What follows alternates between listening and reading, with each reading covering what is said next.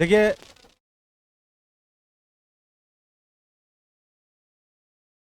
हाँ हाँ, एकदम जरूरी। दरवाजा खोल के रखना।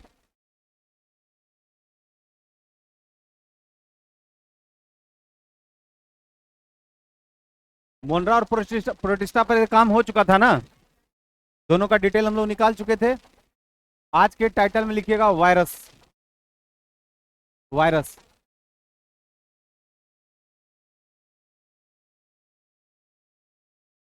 आज के टाइटल में लिखिएगा वायरस।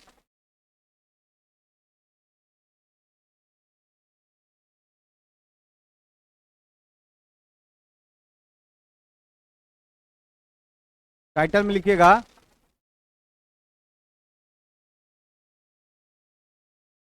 अब उसका नाम वायरस क्या रख दिया जी?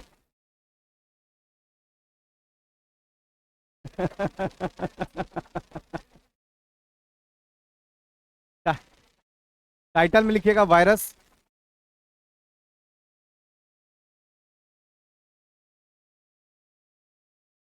सबसे पहले एक टर्म का यूज लिखिएगा। वायरस में एक टर्म का यूज लिखिएगा।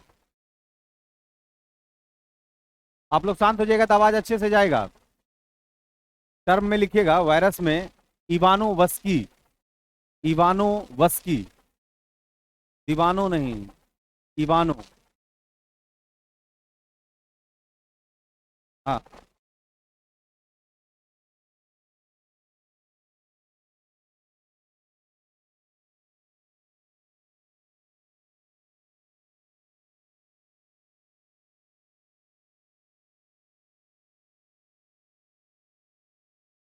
इवानो वस्की लिख लिए। और इवानो वस्की के ब्रैकेट में लिखिएगा जापान। इवानो वस्की के बारे ब्रैकेट में लिखिएगा जापान। ठीक है। दूसरा पॉइंट लिखिएगा, एकदम एकदम सर्टेन सर्टेन पॉइंट पर पहले ही बात कर लेते हैं। दूसरा पॉइंट लिखिएगा कि इसका अध्ययन वायरोलॉजी के अंतर्गत किया जाता है। वायरोलॉजी। एकदम पॉइंट टू पॉइंट लिखिएगा, ज्यादा अच्छा रहेगा। लिखिएगा वायरोलॉजी के अंतर्गत इसका अध्ययन किया जाता है। क्वेश्चन आएगा कि वायरस का अध्ययन हम लोग किसके अंतर्गत करते हैं? वायरोलॉजी। वायरोलॉजी के अंतर्गत इसका अध्ययन किया जाता है। लिख लिए। पहला टर्म लिखा है इवानोवस्की, यानी पहली बार वायरस को बताने वाला कौन था? इवानोवस्की। कहाँ से कोरिलेटेड था? जापान से। और दूसरा है कि इसका अध्ययन हम लोग करते हैं वायरोलॉजी के अंतर्गत। क्लियर है? नेक्स्ट पॉइंट लिखिएगा। सबसे पहले इसे तंबाकू के पत्ते पर सबसे पहले इसे तंबाकू के पत्ते पर सबसे पहले इसे तंबाकू के पत्ते पर टीएमवी के रूप में देखा गया। सबसे पहले इसे तंबाकू के पत्ते पर टीएमवी, जिसको बोलते हैं tobacco Mosaic virus. Tobacco Mosaic virus सबसे पहले से तंबाकू के पत्ते पर देखा गया, जिसे कहते हैं टोबैको मोजाइक वायरस। यानी ध्यान दीजिएगा कि अगर मान लीजिए कि तंबाकू का पत्ता है, तो तंबाकू के पत्ते पर जब ये इस तरह का पत्ता का सिस्टम था, तो निश्चित तौर पर क्या होगा कि इस पत्ते के चारों तरफ जो है ना कुछ बीज लाइक स्ट्रक्चर होगा, जिसको मोजाइक सिस्टम बोलते हैं। मोजाइक करवाते हैं ना, तो मोजाइक में कुछ बीज लाइक स्ट्रक्चर होगा। तो लोगों को पता नहीं चला कि भाई इसका कारण क्या है।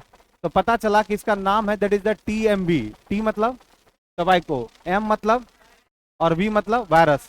तो सबसे पहले तंबाकू के पत्ते पर देखा गया और पता किया गया कि भाई इसका जो ये जो पत्ते पर दिख रहा है वो क्या है? वायरस है। यानी अगर क्वेश्चन आ जाए कि सबसे पहले वायरस को आइडेंटिफाई कहाँ किया गया? टीएमबी यानी टोबैको मोजाइक वायरस, यानी किस पर? तंबाकू के पत्ते पर। अब देखिए एक और अप्रोच हम लोग का खुलता है।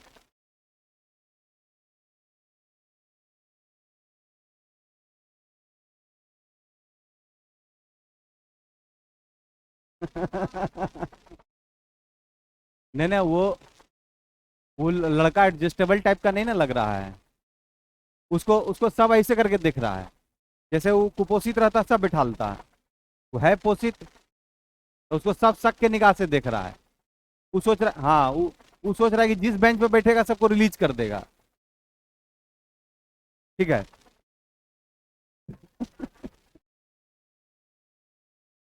हाँ ठीक है, बढ़िया एकदम। एक नंबर सीढ़ी बैठा है। हाँ। नहीं नहीं ठीक है, एडजस्टेबल है ये तो डीसी है उसको, उसका नाम रखे हैं डीसी। कल को तो बैठा हुआ था ऐसे करके, है। हाँ कल को ऐसे करके बैठा हुआ था और ऐसे करके सुन रहा था, लग रहा था ना कि मतलब, नहीं नहीं लग रहा था लखनऊ का नवाब रे, वाजिद अली शाह। थोड़ा आवाज बढ़वाते हैं, आवाज कम है ना,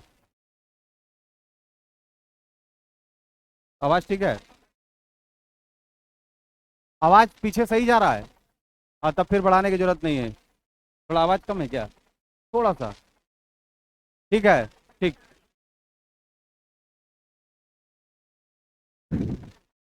लिख लिए, टोबैको मोजाइक वायरस यानी टीएमबी, यानी सबसे पहले तंबाकू के पत्ते पे इसको देखा गया। बीज लाइक स्ट्रक्चर में था, मोजाइक स्टाइल में था, इसका नाम रख दिया टोबैको मोजाइक वायरस। तो पूछा जाएगा कि पहली बार वायरस को कहाँ देखा गया, टीएमबी। अब एक टर्म आता है, देखिएगा हमारे स्टाइल में, थोड़ा सा पढ़ने के स्टाइल में एक चीज शामिल है कि हम बायोलॉजी जरूर अप्रोच करते हैं, लेकिन अगर उससे कंसर्निंग कोई क्वेश्चन आता है, जैसे कि आप कभी पढ़िएगा जीएस, तो कभी ऐसा चैप्टर नहीं आएगा कि तंबाकू चैप्टर आ जाएगा, आएगा क्या, आएगा ऐसा चैप्टर? कभी कॉफी टाइप का चैप्टर नहीं आएगा, कभी चाय टाइप का चैप्टर नहीं आएगा। लेकिन हम लोग एक बार ढूंढ करके देखते हैं कि हम लोग कितने सब्जेक्ट से इसको कोरिलेट कर सकते हैं। जैसे पहला एक तंबाकू का नाम जैसे आएगा, वैसे एक सबसे पहले क्वेश्चन आता है कि इसका रिसर्च सेंटर कहाँ है। आंध्र प्रदेश में, नाम है राजमुंद्री। राजमुंद्री में टोबैको रिसर्च सेंटर है, पहला बात। दूसरा, टोबैको से संबंधित पूछा जाएगा कि इसमें एल्कोलाइड्स के रूप में क्या पाया जाता है, निकोटीन। यह भी इंपॉर्टेंट क्वेश्चन है, क्योंकि एल्कोलाइड्स पाया जाता है कौन सा, निकोटीन। फिर तंबाकू से क्वेश्चन आता है कि पहला ऐसा राज्य, भारत में पहला ऐसा राज्य जहां पर तंबाकू रहित, यानी उसको हम लोग कह सकते हैं कि धुआं रहित, उसको इंट्रोड्यूस किया गया था, नागालैंड। नागालैंड का कौन सा जगह, एक जगह का नाम है गरीफेमा, नाम सुना होगा, कौन सा, गरीफेमा।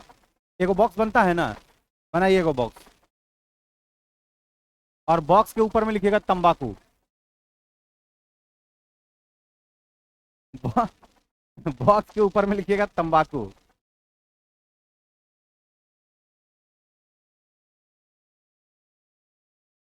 बॉक्स के ऊपर में लिख लिए तंबाकू। सबसे पहले लिखिएगा इसमें एल्कोलाइड्स के रूप में, इसमें एल्कोलाइड्स के रूप में, एल्कोलाइड्स के रूप में निकोटीन पाया जाता है। इसमें एल्कोलाइड्स के रूप में निकोटीन पाया जाता है,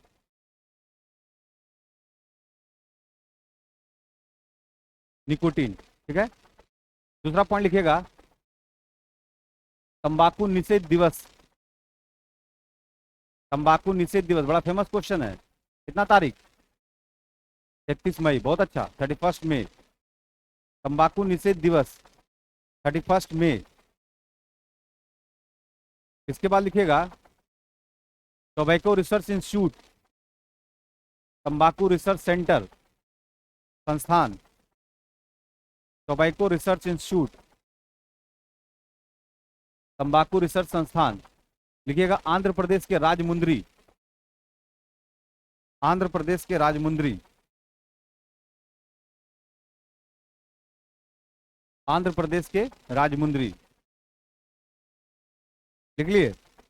इसके बाद लिखिएगा भारत में इसका सर्वाधिक उत्पादन, एनीबॉडी एल्स, तंबाकू का सबसे ज्यादा उत्पादन कौन राज्य करती है,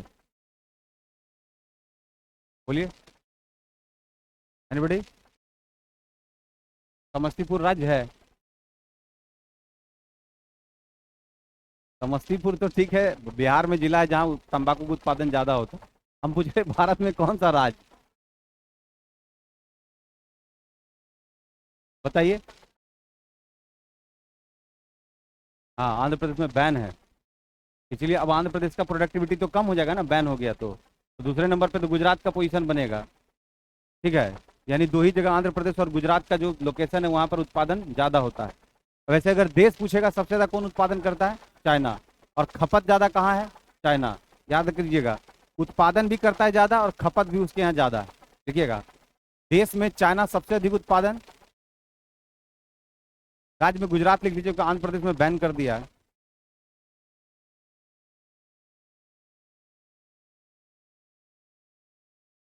देश में लिखिएगा चाइना, उत्पादन में, और खपत भी वहीं, कंज्यूम भी वहीं ज़्यादा करता है।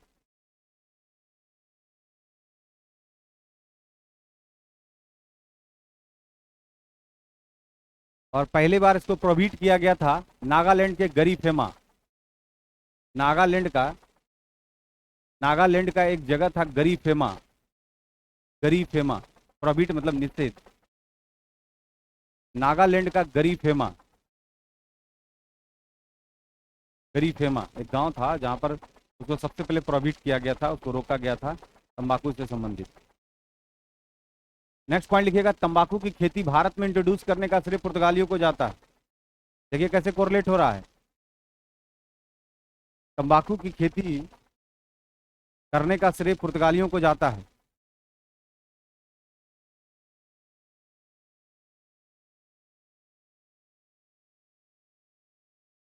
उसके बाद लिखिएगा, बिहार में समस्तीपुर में इसका उत्पादन सर्वाधिक, बिहार के समस्तीपुर में सर्वाधिक उत्पादन, बिहार में समस्तीपुर में सर्वाधिक इसका उत्पादन।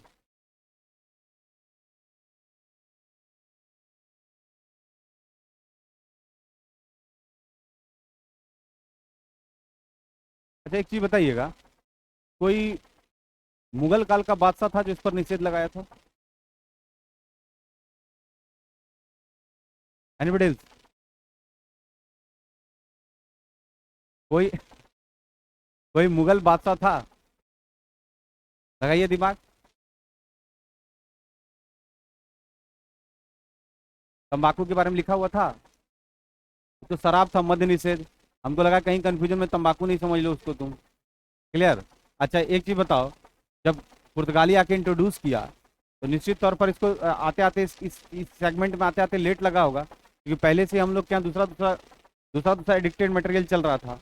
तो हाँ वो सब सिस्टम चल रहा था, तो सबको अलग अलग अप्रोच किया गया।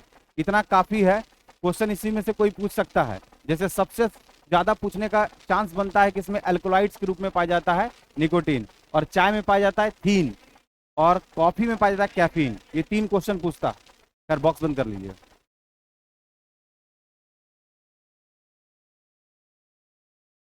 अब वायरस को कंटिन्यू करते हैं, ठीक है? समझ रहे बात को? क्योंकि एक तंबाकू आ गया था इसलिए हम लोग रुक करके थोड़ा काम कर लिए बॉक्स में। आगे करते हैं वायरस को। लिखिएगा, लिखिएगा आइडेंटिफाइंग कैरेक्टर, प्रमुख लक्षण या पिकुलिटीज, पिकुलिटीज भी लिख सकते हैं, आइडेंटिफाइंग कैरेक्टर भी लिख सकते हैं, या प्रमुख लक्षण भी लिख सकते हैं। लिखिएगा एकदम सर्टेन सर्टेन सेंटर में लिखिएगा पॉइंट। लिखिएगा पहला, वायरस की रचना में, वायरस की रचना में प्रोटीन के आवरण से घिरा हुआ, वायरस की रचना में के कंस्ट्रक्शन में प्रोटीन्स के आवरण से घिरा हुआ, प्रोटीन के आवरण से घिरा हुआ न्यूक्लिक एसिड होता है। आवरण मतलब कवर्ड, प्रोटीन के आवरण से यानी इसके कवर्ड से, प्रोटीन के आवरण से घिरा हुआ न्यूक्लिक एसिड होता है। वायरस की रचना में प्रोटीन के आवरण से घिरा हुआ न्यूक्लिक एसिड होता है। देख लिए? अब थोड़ा सा समझिएगा, हल्का सा अप्रोच करते हैं फिर आगे हम लोग को करना भी है। हमने एक टर्म यूज किया है प्रोटीन। कौन सा यूज किया है? प्रोटीन। इसको बॉडी बिल्डिंग मटेरियल बोलते हैं। कैसा मटेरियल है? Body building. यानी आप देखते होंगे इसको उदाहरण के तौर पर, जब कोई आदमी जिम जाता है तो उसको प्रोटीनक्स लेना पड़ता है। क्यों? क्योंकि बॉडी को बिल्ड कर पाए। तो बिल्ड करने के लिए किसका यूज करता है? प्रोटीन। अगर हम प्रोटीन को तोड़ेंगे तो ये टूटेगा एमिनो एसिड में। किसमें टूटेगा? Amino acid. बोलता है 20 types of the amino acid मिलकर के किसका निर्माण करेगा? प्रोटीन का। क्वेश्चन आता भी है। Amino acid that is a unit है किसका? प्रोटीन का। फिर इस एमिनो एसिड को जब तोड़ेंगे तो कार्बन, हाइड्रोजन, नाइट्रोजन और ऑक्सीजन किसका सेगमेंट है? तोड़ के दिखा रहे हैं। यानी कार्बन, हाइड्रोजन, नाइट्रोजन, ऑक्सीजन को अगर मर्ज करते हैं तो हमें प्राप्त होता है एमिनो एसिड। और अमीनो एसिड 20 और 22 टाइप्स ऑफ डेराइव्स फॉर्म करता है किसको? प्रोटीन। और प्रोटीन हमारे शरीर का क्या है? बॉडी बिल्डिंग मटेरियल है। अब समझिएगा, ये प्रोटीन हम लोग को सोयाबीन या दलहनी चीजों से प्राप्त होता है कि नहीं? या फिर हम लोग जितना भी जैसे मांस खाते हैं या फिर चिकन खाते हैं, मछली खाते हैं, उससे हम लोग को प्रोटीन मिलता है। तो ये प्रोटीन क्या करता है? बॉडी को बिल्ड करता है, बनाने में मदद करता है। तो बोलता है कि वायरस जो है, ध्यान दीजिएगा, वायरस का जो आवरण है वो किससे बिल्ड है? प्रोटीन से। और ये प्रोटीन का जो आवरण है उसमें क्या होता है? Nucleic acid. तो जैसे ही हम लोग के पास न्यूक्लिक एसिड का कंसेप्ट आएगा तो समझिएगा कि आपके पास एक है डीएनए और एक है कौन? आरएनए। तो कारण क्या है कि इसका नाम ही है डीऑक्सी रिबोन्यूक्लिक एसिड और इसका नाम है रिबोन्यूक्लिक एसिड। इसका मतलब है ये दोनों किसका पार्ट है? न्यूक्लिक एसिड का। एक डीएनए और एक कौन? आरएनए। और हम लोग इसको मानते हैं कि ये हम लोग का जेनेटिक मटेरियल है। क्या है? जेनेटिक मटेरियल, जो पीढ़ी दर पीढ़ी क्या करेगा? ट्रांसफर होगा। आगे आप लोगों को बताएंगे डुप्लीकेशन, ट्रांसलेशन, ट्रांसक्रिप्शन, बहुत सारा डीएनए में है।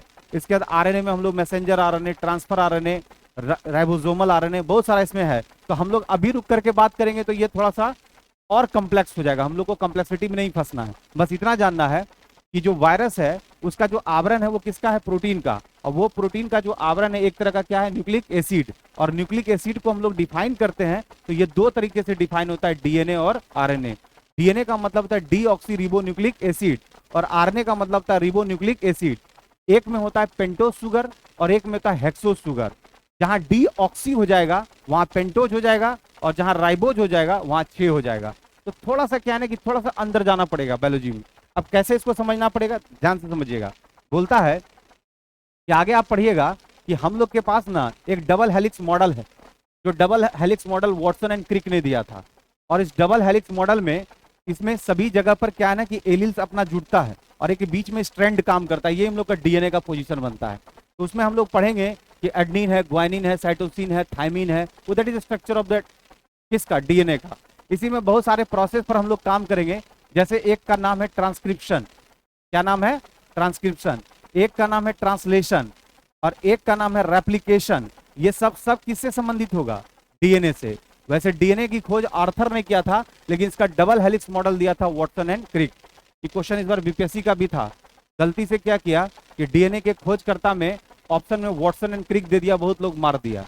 याद रखिएगा, वॉटसन एंड क्रिक दिया था डबल हेलिक्स मॉडल, वो खोज नहीं किया था। खोज करने वाले थे कौन? आर्थर। तो कभी कभी ऐसा क्वेश्चन पूछेगा। ये जो डीएनए आपका है ये आपके बॉडी का क्या है? Genetic material. आप समझना चाहिएगा सर कैसे जेनेटिक मटेरियल है, थोड़ा डिफाइन कीजिए। तो आपको पता होना चाहिए कि आपके शरीर का ये सेल है ये, और इसके बीच में आपका न्यूक्लियस होता है। क्या होता है? न्यूक्लियस। और न्यूक्लियस में एक क्या होता है? एक पतला धागा नुमा रचना होता है, इसको हम लोग बोलते हैं क्रोमेटीन। क्या बोलते हैं? क्रोमेटीन। धीरे धीरे ये क्रोमेटीन क्या होगा? ये क्रोमेटीन थोड़ा डेंस होगा और एक जगह पर जाकर के ये जुड़ जाएगा, इसको हम लोग बोलते हैं क्रोमेटिड। यानी जो पतला धागा है इसको हम लोग बोलते हैं क्रोमेटीन। देखिए हम समझ रहे हैं कि आप इसमें से 10% भी टेक आपके अंदर नहीं जा रहा है, कोई दिक्कत नहीं है, लेकिन एक बार आपको टच करा देंगे तो अगले बार जब बोलेंगे पूरा बात समझिएगा। समझ रहे हैं ना? ये हम अगले के लिए इसको तैयार कर रहे हैं। हम जानते हैं कि इसमें से 90% आदमी को लगा क्या क्या सर, कहाँ वायरस में आए, कहाँ क्रोमेटिन, डीएनए, घुमा दिए हैं पूरा सिस्टम। एक्चुअली बायोलॉजी का टेस्ट वर्ड यही है और अंदर घुस के पढ़ना पड़ेगा, याद रखना है। न्यूक्लियस में ये धागा नुमा रचना का क्या नाम था? क्रोमेटिड। जब जुड़ गया तब तो इसको बोलते हैं क्रोमेटिड, ध्यान दीजिएगा। और जब ये और डेंस होगा तो इसी को हम लोग बोलते हैं क्रोमोजोम, याद रखिएगा। और इस क्रोमोजोम के ऊपर होता है दैट इज द डीएनए। तो इसके ऊपर जो है वो डीएनए है और डीएनए के ऊपर होता है जीन। क्या होता है? जीन। यानी इस डीएनए के ऊपर बीज लाइक जो स्ट्रक्चर होगा वो क्या होगा? जीन। और यही हमारे जेनेटिक मटेरियल का क्या है? वाहक। यही मैसेंजर है जो आगे की ओर बढ़ाता है। तो हमारे हेरिडिटी का यूनिट कौन है? जीन। तो इसका मतलब है कि अगर हम बोले कि क्या क्रोमोजोम पार्टिसिपेट करता है? बिल्कुल करता है। क्या क्रोमेटिन करता है? बिल्कुल करता है। क्या क्रोमेटिड करता है? बिल्कुल। क्या डीएनए करता है? तो इस समय से कोई ऑप्शन हटा देगा तो एक ऑप्शन को मारना पड़ेगा। समझ रहे बात को?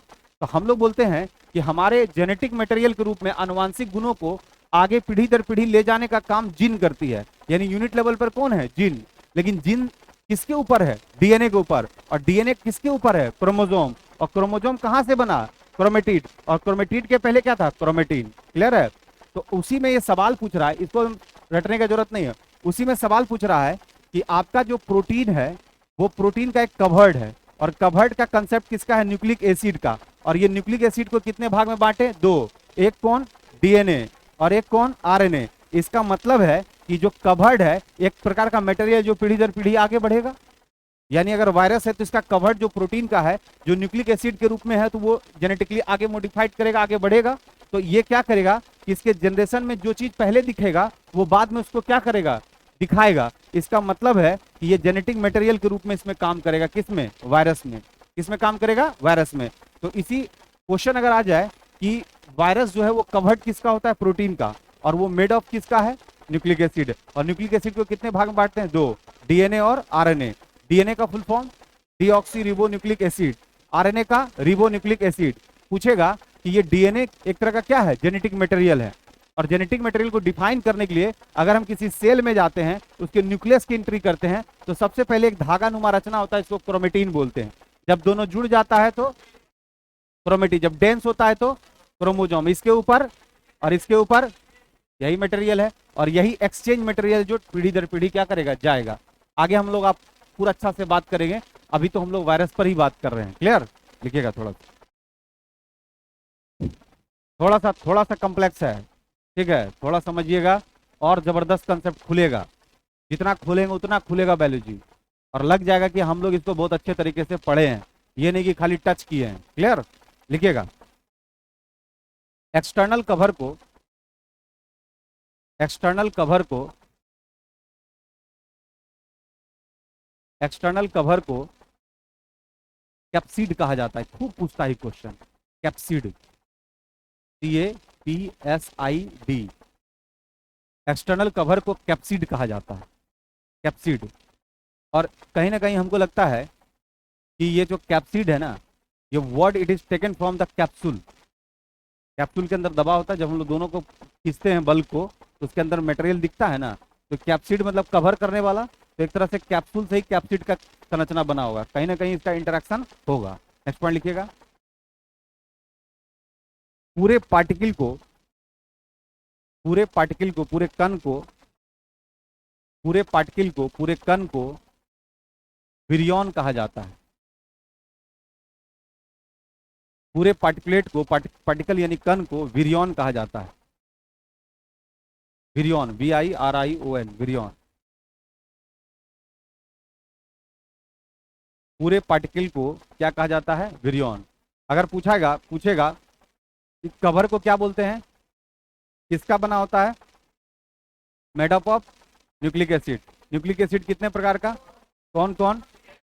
डीएनए और आरएनए। इसका यह मतलब है कि वायरस को, अगर हम लोग वायरस को देखेंगे उसके जेनेटिक मटेरियल को, तो इसका मतलब दोनों पार्टिसिपेट करेगा, डीएनए भी करेगा और आरएनए भी। तो क्वेश्चन आता है कि वायरस में जेनेटिक मटेरियल के तौर, पिछले बार दरोगा का क्वेश्चन था, वायरस में जेनेटिक मटेरियल के तौर पर क्या होता है? तो याद रखिएगा, some time DNA and some time RNA. बहुत लोग मार दिया सिर्फ डीएनए, बहुत लोग मार दिया सिर्फ आरएनए। याद रखिएगा, some time DNA and some time RNA. अभी आइडेंटिफाई करना पड़ेगा कि किस टाइम डीएनए और किस टाइम आरएनए। लिखिएगा। Paragraph change. समझ पा रहे हैं कि नहीं? कंफ्यूजन हो तो तुम आराम से पूछिए 10 बार। अच्छा क्वेश्चन है, क्योंकि हम थोड़ा अंदर जा रहे हैं, जा करके उसको पूरा उसके सर्चिंग जोन को बाहर निकाल रहे हैं, ताकि ज्यादा से ज्यादा अप्रोच आप लोग का खिले। देखिएगा, थ्री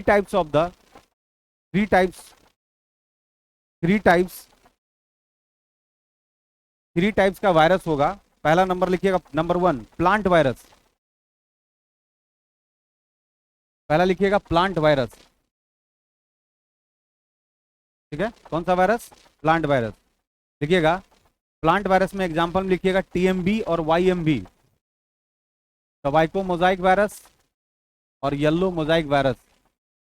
ये दोनों है प्लांट वायरस। TMB और YMB, येलो मोजाइक वायरस और टोबैको मोजाइक वायरस, ये दोनों कैसा वायरस है? प्लांट वायरस है। लिखिएगा, इसका न्यूक्लिक एसिड, हाँ, इसका न्यूक्लिक एसिड इसका न्यूक्लिक एसिड इसका न्यूक्लिक एसिड आरएनए होता है। अब तो बात कंफर्म हो गया कि अगर कोई प्लांट वायरस है तो उसमें जेनेटिक मटेरियल के तौर पर कौन है? आरएनए। कंफर्म हो गया? तभी तो सही बात हो गया कि सम टाइम डीएनए और सम टाइम आरएनए। ये तो कंफर्म हो गया कि कोई प्लांट है, और प्लांट, अगर मान लीजिए कि हम टोबैको मोजाइक वायरस को देखते हैं तो उसमें जेनेटिक मटेरियल के तौर पर कौन है? आरएनए है। कौन है? आरएनए। या येलो मोजाइक वायरस को देखते हैं तो जेनेटिक मटेरियल आरएनए है। क्लियर हो गया? नंबर 2 लिखिएगा। दूसरा लिखिएगा, animal virus. Animal virus animal virus लिखाएंगे तो बहुत सारा उदाहरण है। जैसे लिखिएगा इन्फ्लुएंजा, मम्स, बहुत सारा है, बस दो उदाहरण लिख लो, इन्फ्लुएंजा और mums. MUMPS, mums. Mums, mums जो है ना, बचपन में आप लोग जो है ना, आप देखते होंगे कि आप खेल रहे होंगे, दूसरे दिन कोई लड़का आता होगा आपके साथ खेलने में, गाल में कुछ चिपका करके, याद आया कुछ? हाँ, एगो ऐसे करके चिपका करके, उसमें क्या है ना कि छेद छेद टाइप का रहता होगा, गलसुआ बोलते हैं। होता है क्या कि ध्यान दीजिएगा, ये जो गाल के पास है, हमारे कान के नीचे यहाँ पर एक ग्लैंड जिसको बोलते हैं पैरोटिड ग्लैंड। ये कौन सा है? Parotid gland. और ये पैरोटिड ग्लैंड का जो कनेक्टिविटी यहाँ तक हम लोग का है, तो हम लोग जब अपने जॉ को चलाते हैं तो यहाँ से टाइलिन का सेक्रेशन होता है। किसका सेक्रेशन होता है? टाइलिन। और टाइलिन का काम है कि कार्बोहाइड्रेट को पचाना, यानी हमारे जो डाइजेस्टिव सिस्टम की जो शुरुआत होती है, हम लोग का पचना जो शुरू होता है, वो सबसे पहले किसका होता है? कार्बोहाइड्रेट का। याद रखना है, कभी कभी क्वेश्चन पूछेगा भी कि सबसे पहले डाइजेशन किसका शुरू होगा? कार्बोहाइड्रेट। क्योंकि यहाँ से पैरोटिड ग्लैंड निकालती क्या? टाइलिन। और टाइलिन सबसे पहले किसको पचाती है? कार्बोहाइड्रेट को। अब यहाँ पे ध्यान देना है कि मान लीजिए यहाँ से सेक्रेशन हो रहा है किसका? टाइलिन का। और इस बीच में अगर वायरस का अटैक हो गया तो धीरे धीरे क्या होता है? ये फूलना स्टार्ट होता है। तो इसी में देखते होंगे सुबह आपके साथ जो खेला, शाम में खेलने आ रहा है तो चिपका के आ रहा है। ठीक है, तो याद रखिएगा, उसी को एक बीमारी बोलते हैं, इसको हिंदी में बोलते हैं गलसुआ या मम्स। क्या बोलते हैं? मम्स। कहा जाता है कि ये जो बीमारी है, ये हमेशा क्या करेगा? ये पैरोटिड ग्लैंड में जहां से सेक्रेशन हो रहा है उसी को इफेक्टेड डाल देगा। जैसे हम लोग क्या करते हैं, कभी कोई चीज खाते हैं तो उसमें उसको देखिएगा, उसको पेस्ट बनाने का काम ये टाइलिन करेगा। जैसे मान लीजिएगा भूजा खाए, तो भूजा खाएंगे तो धीरे धीरे क्या होगा? यहाँ से क्या निकलेगा? टाइलिन। और उसको पेस्ट बनाएगा। लेकिन वो उसका भी एक लिमिटेशन है। आप सपोज दैट भूजा खाने का इतना है, आप इतना बड़ा थाली में लेके बैठ गए हैं, कोनो कोनो लेता है, हाँ मतलब मिल गया तो 4 को मिल गया तो खा रहा है। लाया था, नहीं नहीं, बगल वाला जो है ना, बगल वाला रूम वाला लाया घर से मकई का भूजा, और वो देख लिया तो बोला सुनो ना, रात वाला कहानी पैक करते हैं आज, यही लाओ। बैचलर तो ढूंढता है कि खाना कब नहीं बनाना पड़े, तो बोला भूजे से? कहाँ, हाँ आराम से खाते, तो प्याज व्याज मिलाते हैं, बढ़िया से इसको चिबाया जाता है। तो खाने का एक लिमिटेशन होगा। जैसे मान लिया कि खाया कितना मिनट? 10-15 मिनट, तब तक ये सपोर्ट कर रहा है।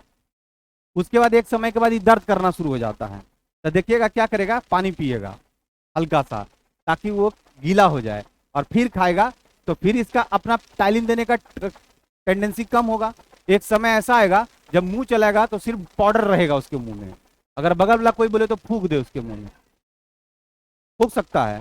ज्यादा देर खाइएगा ना तो सिर्फ डस्ट रहेगा मुंह में, कोई आपको तंग करे तो फूंक सकते हैं, एकदम पाउडर की तरह चिपक जाएगा। कारण है क्या कि लास्ट टाइम तक पेस्ट नहीं बन पाएगा। तो कहा जाता है कि टाइलिन का जो सेक्रेशन है वो धीरे धीरे क्या होता है? स्लो हो जाता है। भाई उसका भी लिमिटेशन है ना। आपके बारे में उसको कहाँ पता था कि आप कैसा आदमी हैं? उसको लगा था आप सामान्य आदमी हैं, सामान्य तरीके से भूजा खाइएगा। कहाँ उसको पता था कि असामान्य तरीके से 1 महीना का भूजा एक ही दिन निपटा रहे हैं? अब तो गड़बड़ा जाता है। जैसे क्या है ना, हम लोग का लीवर क्या करता है कि ग्लाइकोजन के रूप में एनर्जी को जमा करता है। हमारे लीवर को कहाँ पता होता है कि एक दिन बारात में जाइएगा 200 रसगुल्ला खा जाइएगा? वो भी अकबका गया है, वो ग्लूकोज से ग्लाइकोजन में कन्वर्ट करते करते करते कहता है पागल कहीं का, खाइए रहा है और बंदो नहीं हो रहा है, और हमारा मशीनरी काम चल रहा है। तो हम इधर से अलाउ करते हैं कि जमा कर लो, हो सकता है 1 महीना रसगुल्ला का दर्शन नहीं होगा। तो कम से कम क्या करोगे कि तुम जो है ग्लाइकोजन से उसको ग्लूकोज में कन्वर्ट करोगे जब हमको एनर्जी का कमी हो जाएगा। तो देखते नहीं है कि जो आदमी मोटा है, जिसके स्किन के नीचे एडिपोज टिश्यू है, जाहिर सी बात है कि अगर वो फास्टिंग में जाएगा तो उसको प्रॉब्लम नहीं होगा, क्योंकि वो फैट भी कन्वर्ट करके उसको एनर्जी देने का काम करेगा। लेकिन रामदेव बाबा जैसे लोग अगर एक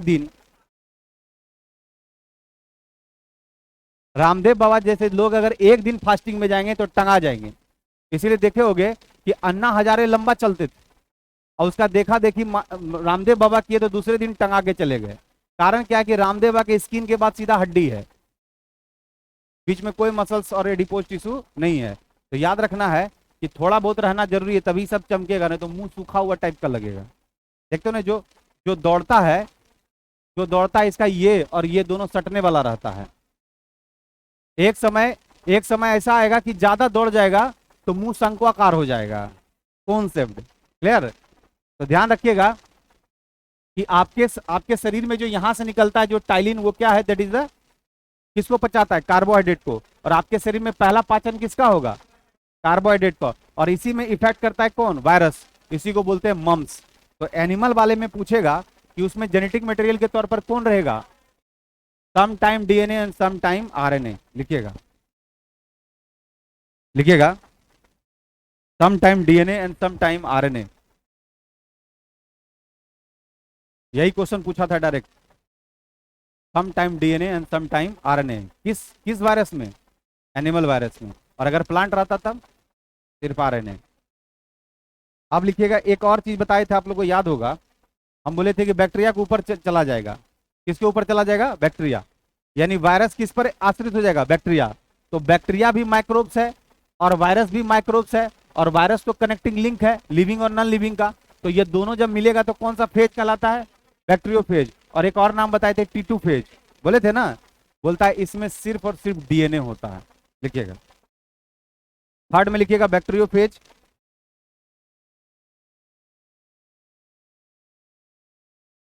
लिखिएगा, यह जब बैक्टीरिया के ऊपर आश्रित हो, या जब बैक्टीरिया के ऊपर डिपेंडेंट हो,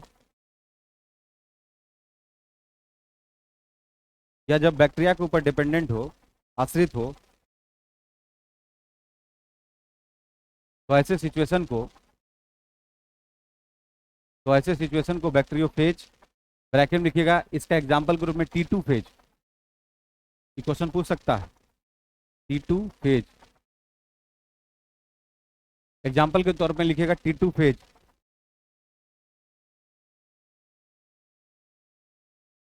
लिखिएगा, इसमें डीएनए पाया जाता है। इसमें डीएनए पाया जाता है। इसमें डीएनए पाया जाता है। हो गया क्लियर? अब थोड़ा सा सुनिएगा आराम से। पूछेगा कि वायरस किसका connecting link? Living non living. पूछेगा वायरस के अंदर जो मटेरियल होगा, जो पर्टिकुलेट होगा, उसको क्या बोलेंगे? वायरस के अंदर जो पर्टिकुलेट मटेरियल होगा उसको क्या बोलेंगे? उसको बोलेंगे विरियॉन। नहीं बताए थे अभी? वायरस ऊपर कवर्ड किसका रहेगा? उसको कैप्सिड बोलेंगे। किसका बना रहेगा? प्रोटीन का। प्रोटीन कितने भाग में डिवाइड? कौन कौन? न्यूक्लिक एसिड के रूप में। और न्यूक्लिक एसिड कितना भाग में? दो, डीएनए और आरएनए। तो पूछेगा कि अगर कोई प्लांट वायरस हो उसमें डीएनए रहेगा क्या आरएनए? अगर कोई एनिमल वायरस है तो सम टाइम डीएनए और सम टाइम आरएनए। और अगर बैक्टीरिया के ऊपर रहा तो ओनली डीएनए। क्लियर है? तो पूछेगा बैक्टीरिया के ऊपर का कोई उदाहरण बताइए। T2 phase. कौन सा? T2 phase. हम वायरस का अध्ययन किसके अंतर्गत करते हैं? वायरोलॉजी। किसके अंतर्गत? वायरोलॉजी। कोई दिक्कत हो रहा है? तो अगर आपसे सवाल पूछा जाएगा कि हम लोग का जो जेनेटिक मटेरियल है, जो यूनिट है, उसका नाम क्या है? जीन। जो कि पीढ़ी दर पीढ़ी हम लोग का ट्रांसफर होता है, वो जीन किसके ऊपर होता है? डीएनए। और डीएनए किसके ऊपर? क्रोमोसोम। क्रोमोसोम क्रोमेटिड, और क्रोमेटिन क्रोमेटिन। ये सब जो स्थान होता है, जो प्लेस होता है इसका, राइट प्लेस, वो कहाँ पे होगा? न्यूक्लियस के पास। तो इसका मतलब है ये सारा जेनेटिक मटेरियल है जो जो क्या होता है, पीढ़ी दर पीढ़ी क्या होता है, ट्रांसफर होता है। आगे आप लोगों को बताएंगे ट्रांसलेशन क्या है, ट्रांसक्रिप्शन क्या है, रेप्लिकेशन किसको बोलते हैं, डुप्लीकेशन किसको कहा जाता है। ये सब सब एक कैटेगराइज है जब हम लोग जेनेटिक मटेरियल पर बात करेंगे, जेनेटिक्स पर बात करेंगे। अभी बस इतना जानना जरूरी था कि इसका स्ट्रक्चर क्या है। तो स्ट्रक्चर वायरस का समझ पा रहे हैं? अब यहाँ पर क्वेश्चन आता है, स्ट्रक्चर से के बाद सवाल आपसे पूछा जाएगा कि कौन कौन सा वायरस जो है काफी हार्मफुल है और उसके लिए कौन कौन सा चीज रिस्पॉन्सिबल होता है। तो लिखिएगा, थोड़ा सा लिखिएगा। पहले लिखिएगा प्लांट वायरस। नंबर 1 में लिखिएगा प्लांट वायरस।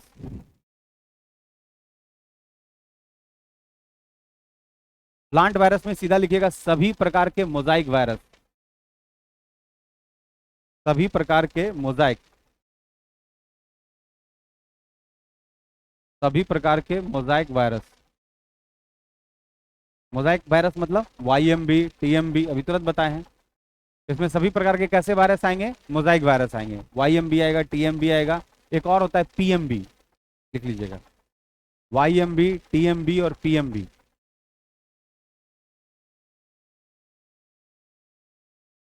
प्लांट होगा, प्लांट मोजाइक वायरस। लिख लिए? इसके बाद लिखिएगा एनिमल। इसके बाद लिखिएगा एनिमल में एनिमल में सबसे पहला लिखिएगा नंबर 1, बहुत पूछता ही क्वेश्चन, गाय भैंस में खुर पका मुंह पका, फुट एंड माउथ डिजीज। गाय भैंस में एक बीमारी होती है खुर पका मुंह पका, फुट, खुर पका, पैर जो है ना खुर, उसमें प्रॉब्लम हो जाती है और मुंह में हो जाता है, दोनों में एक साथ होता है, उसको बोलते हैं खुर पका मुंह पका, या इसको बोलते हैं foot and mouth disease, foot and mouth disease. खुर पका एवं मुंह पका, फुट एंड माउथ डिजीज किसके द्वारा फैलेगा? वायरस के द्वारा। उसके बाद लिखिएगा साथ ही गाय और भैंस में, नेक्स्ट पॉइंट लिखिएगा, साथ ही गाय और भैंस में, साथ ही गाय और भैंस में rinder paste, rinder, rinder paste, साथ ही गाय और भैंस में एक बीमारी होती है, इसका नाम है रिंडर पेस्ट। किसके कारण होगा? वायरस के कारण। इसके बाद लिखिएगा गाय में ब्लू टंग, जीभ उसका ब्लू कलर का हो जाता है। गाय में एक बीमारी होती है blue tongue, blue blue blue tongue, लिख लिए। और लिखिएगा कुत्ते के काटने से रेबीज, कुत्ते के काटने से रेबीज। पहले डर कुत्ता काटने से नहीं था, पहले डर सुई लेने से था। कुत्ता काट लिया उसका टेंशन नहीं था, कोई अगर समझा दे कि कुत्ता काट लिया तो तब नाभि में पड़ेगा 14 सुइया। कुत्ता काट लिया उसका कोई टेंशन नहीं, कुत्ता काट के चला गया, वो कुछ कुछ हो रहा है कोई दिक्कत नहीं है। ये जो सेकेंड स्टेज बता दिया कि जो सुई कहाँ पड़ेगा, उसी से आदमी आधा खत्म हो जा रहा था, अरे भाई तो नाभि में बीच में, लेकिन अब उसका कंडीशन खत्म हो गया। अब उसका बहुत अच्छा एंटी रेबीज आ गया, जिसको रेबीपोर बोलते हैं। अब रेबीपोर देता है तो उसको आराम से, क्योंकि होता क्या है कि रेबीज के बाद ना वो एक और कन्वर्जन ले लेता है हाइड्रोफोबिया में। पानी से डर लगना, हाइड्रो मतलब जल और फोबिया मतलब डर, तो हाइड्रोफोबिया में कन्वर्जन हो जाता है। तो कोई अगर स्ट्रीट डॉग अगर किसी को काट लिया, जैसे जिसको सुई पड़ा है वो काटेगा तो कोई दिक्कत नहीं। देखते होंगे कि जो पालतू जानवर रखता है अपने यहाँ, जो कुत्ता रख रहा है, अगर वो आपको काट लिया तो कोई दिक्कत नहीं है, क्योंकि उसको ऑलरेडी उसको दिया हो रहता है एंटी, जो उसका वैक्सीन दिया हो रहता है। लेकिन अगर स्ट्रीट डॉग आपको काट लिया और उसमें से एगो कटकटाहट 10-15 को काट ले है, हाँ एकागो रहता है, इलाका इलाका उससे ग्रसित है। अभी आप सुने होंगे कि बेगूसराय के खेत की तरफ समाचार में पूरा चल रहा था कि खेत की तरफ 4-5 कुत्ता ऐसा था कि जो भी काम करने जाता था उसको सब मिल के उसको लपेट लेता था। मतलब 20-25 कुत्ता था और एक आदमी को सिंगल देखा बस सब अटैक कर दिया। और कुत्ता का अटैक बड़ा बड़ा भयानक होता है। आप जो है ना, जैसे जंगली कुत्ता जो है, जंगली कुत्ता कभी कभी बड़े बड़े जानवर पर भी भारी पड़ता है। कारण क्या है कि उसका एक्टिविटी डिफरेंट है ना जी। 10 को आगे से भूगेगा, 10 को पीछे से खींचेगा, क्या कर लीजिएगा? नहीं बोलते बड़ा कुत्ता ऐसा कर रहा है जी, नहीं तो उसको मतलब इरिटेशन टाइप का है। जैसे लड़ाई होता है सामने सामने, मतलब फ्रंट डेस्क पर से ठीक है, चलिए एक आदमी उससे निपट लेगा आदमी। अब कुत्ते टाइप से कोई लड़ाई करेगा, 4 को लड़ रहा है, पीछे से कोई शर्ट खींच रहा है, तो लड़ने का कंडीशन चेंज हो जाएगा। तो जंगली कुत्ता के साथ यही कंडीशन है।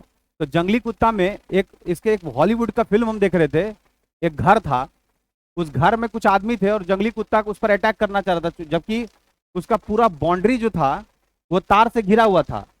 लेकिन उसमें से देखिए एक कुत्ता जब एंट्री किया तो सारे जंगल का कुत्ता उस पूरे उसके पोल पर आके खड़ा था, आई लोग देख रहा था।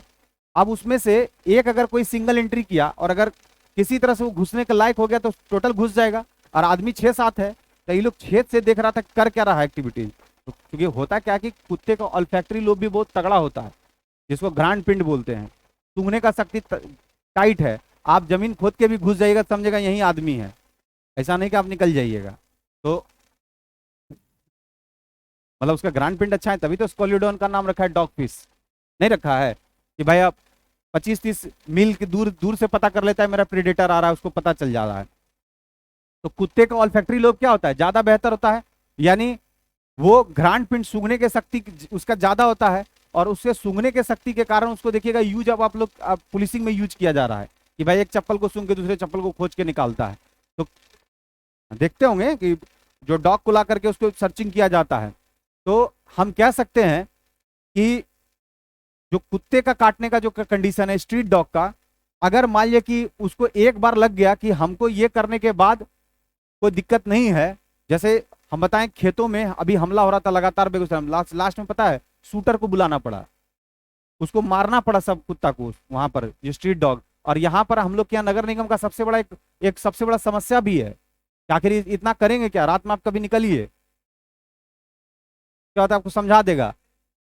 और सबसे बड़ा बात क्या है कि अगर कार में आप हैं तो शीशा बंद भी है तो अंदर धड़कन आपका तेज है, काहे कि वो थोड़ा दूर थोड़ी खदेड़ रहा है, 1 किलोमीटर तक ले जा रहा है, और उसके बाद अगर रोक दीजिएगा तो गुरियाएगा, कहेगा तुम्हारे पास कार है, और तुम्हारा कार का स्पीड दिखा दिए ना, हमसे ज्यादा नहीं ना है, तुम बड़ा कार खरीद लिया, ऐसे क्या मतलब है। एक्चुअली वो दिखा रहा है कि पीछे नहीं एक्चुअली नहीं, वो पीछे नहीं आगे दिखाता है दौड़ करके, तुम्हारे तुम्हारे आगे चक्का के बराबर आता हो और बताता है कि तुम्हारी गाड़ी का रफ्तार मेरे रफ्तार से ज्यादा नहीं है, इसलिए अच्छा होता कि तुम कुत्ते खरीद लेता। ये जो इतना महंगा कार खरीदे हो इसका कोई मतलब नहीं, अंदर डरियो रहे हो, और हमको खरीदते तो हमारे साथ तुमको दौड़ाते बढ़िया से, तो उसको इरिटेशन होता है कि भाई तुम रात में कैसे निकल जाओगे। तो देखिएगा कुछ दूर ले जाकर छोड़ देगा, वो उसका इलाका है, उस इलाके के बाद अगर वो टप गया तो दूसरा इलाका वाला उसको घेर लेगा कि हमारे इलाका में कैसे छोड़ा, यहाँ मसाल जुलूस चल रहा है, एक मसाल ले जाके दूसरे जगह छोड़ दिया, फिर दूसरा कुत्ता वहां से लग गया। तो ये बड़ा कंडीशन है, स्ट्रीट डॉग का भी सिस्टम चल रहा है, उसके काटने से होता है रेबीज, और हमें डर कुत्ते के काटने से नहीं बल्कि सुई लेने से होता है, याद रखिएगा। और यही इसका कन्वर्जन किस में हो जाता है, हाइड्रोफोबिया। तो ये है एनिमल का वायरस जो आप लोग को क्लेरिफाई कर दिए। अब आता है ह्यूमन बींग का वायरस, लिखिएगा टाइटल में,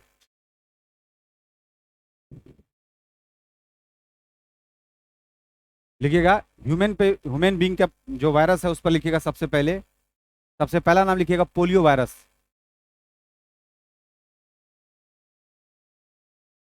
पोलियो वायरस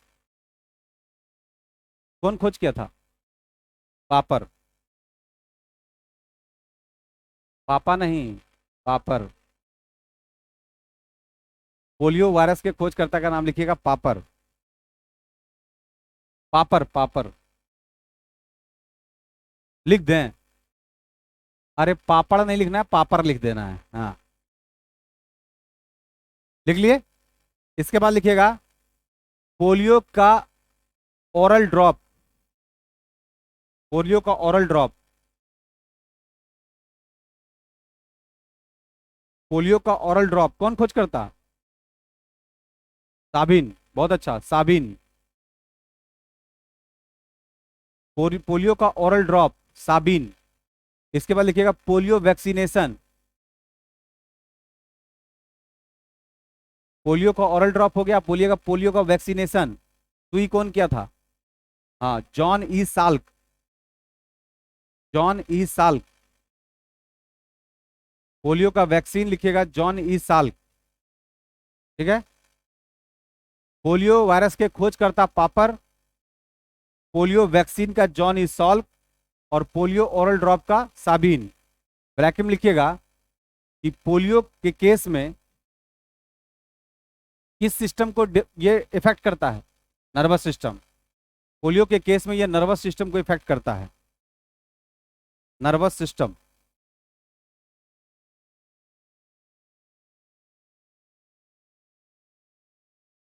ठीक है। पूछेगा पोलियो का खोजकर्ता पापर, पोलियो वैक्सीन का जॉनी साल्क, और पोलियो का ओरल ड्रॉप साबिन, ठीक है। अब लिखिएगा नेक्स्ट, लिखिएगा इन्फ्लुएंजा, इन्फ्लुएंजा हो जैसे होता है सर्दी खांसी बुखार, इन्फ्लुएंजा, इन्फ्लुएंजा फैलता है, इन्फ्लुएंजा फैलता है ऑर्थो मिक्सो वायरस के द्वारा, ऑर्थो मिक्सो वायरस, इन्फ्लुएंजा फैलता है ऑर्थो मिक्सो वायरस,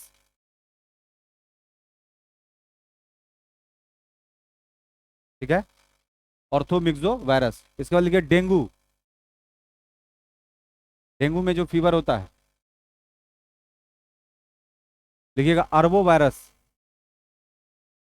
डेंगू के केस में क्या होता है, हम लोग के बॉडी में प्लेटलेट्स की क्या होती है, कमी हो जाती है, और चूंकि आपको पता है कि मेमल्स का आइडेंटिफाइंग कैरेक्टर है प्लेटलेट्स, और प्लेटलेट्स को कहा जाता है बैकबोन ऑफ द ब्लड, याद रखिएगा। तो प्लेटलेट्स का काउंटिंग ही गिर जाएगा। इसके काउंटिंग को करने के लिए अब तो चलिए हमारे यहाँ नेचुरल बहुत फिनोमिनन आ गया है, बकरी का दूध, पपीते का पत्ता, बहुत अच्छा है क्या कि हमारे यहाँ इसका खोज हो चुका है, नहीं तो ये बहुत बड़ा चीज था। क्योंकि प्लेटलेट्स के काउंट डाउन गिरने के बाद आपका इम्यून सिस्टम सबसे पहले क्रैक होता है, और ये इसमें कहा जाता है एकदम आराम कीजिए, रिलैक्स कीजिए, और किसी तरह से एंटीबायोटिक का यूज मत मत कीजिए, क्योंकि आपके बॉडी के स्पीड को क्या करेगा, बढ़ा देगा। तो सलाह दिया जाता है कि अगर अगर मान लीजिए किसी को डेंगू बुखार है तो ज्यादा से ज्यादा उसका पैरासीटामोल दे करके उसके फीवर को डाउन रखा जाए, और ज्यादा से ज्यादा उसको आराम दिया जाए। हमेशा बोला जाता है कि आप रिलैक्स मूड में आ जाइए। कारण क्या है कि जब तक आपका फिर प्लेटलेट्स का काउंट डाउन बढ़ेगा नहीं तो आपको स्ट्रेंथ मिलेगा नहीं, क्योंकि बैकबोन ऑफ द ब्लड कौन है, प्लेटलेट्स है। तो इसमें इसके लिए पॉजिटिव एक्शन है आर्बो वायरस, और किसके काटने से होता है, एडीज मच्छर, याद रखिएगा। कौन मच्छर काटेगा, एडीज, लेकिन ढोएगा किसको, अरबो वायरस को। ठीक है, नेक्स्ट लिखिएगा, मच्छर है एडीज। इसके बाद लिखिएगा रेबीज, रेबीज लिखिएगा, रेबीज लिखिएगा। पॉजिटिव है रेब्डो वायरस, रेब्डो, रेब्डो वायरस, रेबीज में लिखिएगा। जो इसके लिए वायरस रिस्पॉन्सिबल है उसका नाम है रेब्डो वायरस, लिख लिए। उसके बाद लिखिएगा chicken pox, chicken pox, chicken pox लिखिएगा। Variola virus, variola, variola, chicken pox में लिखिएगा वेरियोला वायरस, चिकन पॉक्स में लिखिएगा वेरियोला वायरस। ठीक है, देखिए क्या है ना, ध्यान दीजिएगा। कुछ वायरस में, कुछ वायरस ऐसा है जैसे कि अब देखिए उसको थोड़ा सा धार्मिक मान्यता भी दिया गया था। पहले जब गांव सब में होता था किसी को तो हम लोग बोलते थे माता जी हुआ है, क्लियर, और हर लोगों को हम दूर रखते थे उससे। उसके दूर रखने में हम लोग एक कंडीशन करते थे, ये चूंकि अगर हम लोग उसको धर्म के साथ नहीं जोड़ते तो लोग उसके साथ उठना बैठना शुरू कर देता। तो लोग बोलते हैं कि अभी ये सिंगल नहीं, इसके साथ माता जी है, तो वो क्या होता है उसके लिए अलग से एक जगह फिक्स कर दिया जाता है। और देखिएगा एकदम सब चीज साफ साफ स्वच्छ चीज, और जितना भी टाइप का फालतू चीज है वो खाना पीना बंद कर दिया जाएगा, इवन लहसुन प्याज तक बंद कर दिया जाता है। इससे साफ स्पष्ट होता है कि जो इस तरह का जो वायरस है वो वायरस कंप्लीटली जो है ना नीट एंड क्लीन से ही खत्म होने वाला है। तो उसको धार्मिक मान्यता देकर के उसको क्या क्या अटैच कर दिया गया कि माता जी चिकन पॉक्स हुआ है, तो उसमें क्या देखिएगा तो बड़ा स्वच्छता से सब कुछ किया जाता है उसमें। तो इसका यह मतलब है कि वैसे अब हम लोग क्या एंटीवायरस के रूप में आ गया, होम्योपैथिक में भी बहुत सारा आ गया कि जब ये सब तरह का चीज होता है तो लोग एंटी ले लेते हैं, उसका जो ट्रिंचर होता है उसको ले लेते हैं ताकि वो चीज आगे प्रोसीड ना हो। लेकिन पहले क्या था कि ये टाइप्स ऑफ द इपिडेमिक था, महामारी की तरफ फैलता था, गांव गांव में लोगों को हो जाता था माता जी, क्लियर। तो याद रखना है कि इसके लिए कौन सा वायरस रिस्पॉन्सिबल है, वेरियोला वायरस। नेक्स्ट लिखिएगा, इसके अलावा पैराग्राफ चेंज, हाँ स्मॉल पॉक्स, इसके अलावा स्मॉल पॉक्स, इसके अलावा स्मॉल पॉक्स, मीजल्स, हाँ एक लिखिएगा मीजल्स, बच्चा को होता है, बच्चों को होता है एक बीमारी मीजल्स, बड़ा बड़ा दाना होगा उसके बॉडी पर, मीजल्स, मीजल्स लिखिएगा ब्रैकेट में बच्चों को, ठीक है। इसके बाद लिखिएगा हर्पिस, ये तो बड़ा भयानक रोग है, हमको लगता है रेयर ऑफ द रेयरेस्ट ये बीमारी होती है वायरस से। हर्पिस देखो कभी, हर्पिस में क्या होता है कि ये जो ना ये पीठ की तरफ से जैसे जनेऊ होता है उधर से इसे बनना शुरू होगा और ये ज्वाइंट हो जाएगा, मतलब यानी इस तरह का एक बैंड बनना शुरू होता है शरीर में, और यहाँ से शुरू होगा ये बैंड, और इधर से बैंड बन करके यहाँ ये अटैच होना चाहिए शुरू करेगा। ये जब हो जाएगा तो उससे क्या होता है कि बहुत ज्यादा इसमें बर्निंग होता है बॉडी में, और जिसको हो गया उठना बैठना उसको प्रॉब्लम है। इस बीमारी को बोलते हैं हर्पिस। कौन सा बोलते हैं, हर्पिस, HERPES लिखिएगा, बहुत खतरनाक बीमारी है हर्पिस।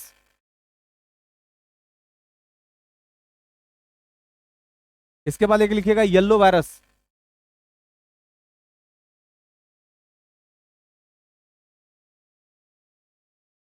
Yellow virus. इसके अलावा एक लिखिएगा आंख से संबंधित एक बीमारी है ट्रेकोमा, ट्रेकोमा, नहीं आंख से संबंधित एक कौन सा है, ट्रेकोमा। और एक लिखिएगा आंख आ नहीं जाता है, देखो जिसमें जो टिस वाला सब बीमारी है, जैसे कंजक्टिवाइटिस बीमारी है, ऑर्थराइटिस, मेनिंजाइटिस, जितना टिस आएगा सब बीमारी है, याद रखना है, टिस वाला सब बीमारी है, कंजक्टिवाइटिस, ऑर्थराइटिस, मेनिंजाइटिस।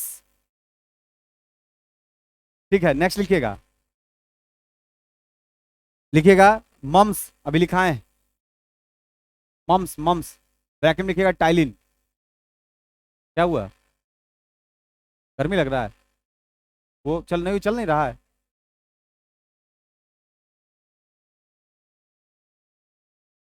देख लो एक बार,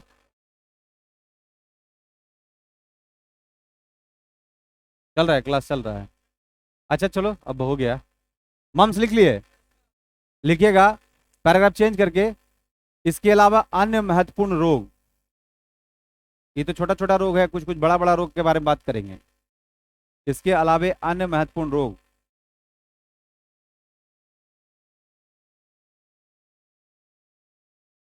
लिखिएगा पहला AIDS, acquired immunodeficiency syndrome,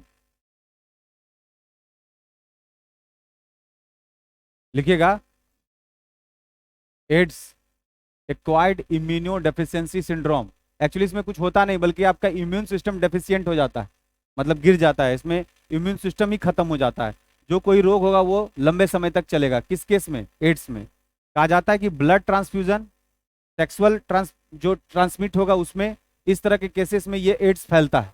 तो इसमें कहा जाता है कि एड्स में जो टेस्ट होता है उसमें होता है किसका, HIV। कौन सा होता है, HIV। और अगर किसी में HIV पॉजिटिव आ गया, इसका मतलब है कि उसमें एड्स है। इसके लिए एक परीक्षण कराया जाता है, इसका नाम है एलिजा टेस्ट। कौन सा टेस्ट, एलिजा। इसको बोलते हैं इंजाइम लिंक्ड इम्यूनोसॉल्वेंट एसे, इंजाइम लिंक्ड इम्यूनोसॉल्वेंट एसे। तो एलिसा टेस्ट करा के पता चल पाता है कि HIV पॉजिटिव है या निगेटिव है। तो एड्स से संबंधित बहुत सारे बातों का जिक्र है, जिसमें से हम लोग इसके लिए एक डे को भी रिकॉग्नाइज किया गया था, 1 दिसंबर। तो इससे संबंधित बहुत इस तरह का छोटा छोटा हम लोग के पास बहुत सारे डिजीज आएगा, जिस पर हम लोग को थोड़ा रुक करके काम करना है, ये नहीं कि भाग भाग के करना है। तब हम लोग का एक खत्म हो जाएगा, पहला कौन, मोनेरा, फिर कौन, प्रोटिस्टा, और तीसरा कौन, वायरस। जब ये सब खत्म हो जाएगा तब मेरे पास एक बहुत अच्छा सेक्शन आएगा जिसका नाम होगा एल्गी, नाम सुना होगा, और नाम सुना होगा फंगी। ये दोनों जब खत्म हो जाएगा तब फाइनल हम लोग के पास सबसे टॉप टॉपिक आने वाला है, दैट इज द एनीमेलिया। और ये लंबा चलेगा और इसमें इंटरेस्ट भी आपको आएगा, क्योंकि हम अपने हार्ट के बारे में बताएंगे, लीवर बताएंगे, ब्रेन बताएंगे, तो ज्यादा इंटरेस्टिंग है। ये थोड़ा सा नॉन इंटरेस्टिंग इसलिए क्योंकि हम लोग को ज्यादा लेना देना नहीं रहता है, तो थोड़ा सा वेट करना पड़ेगा एल्गी और फंजाई तक, उसके बाद हम लोग का काम एकदम सीधा हो जाएगा। क्लियर है। तो अब नेक्स्ट क्लास में थोड़ा सा जो बचा हुआ है उस पर हम लोग बात करेंगे।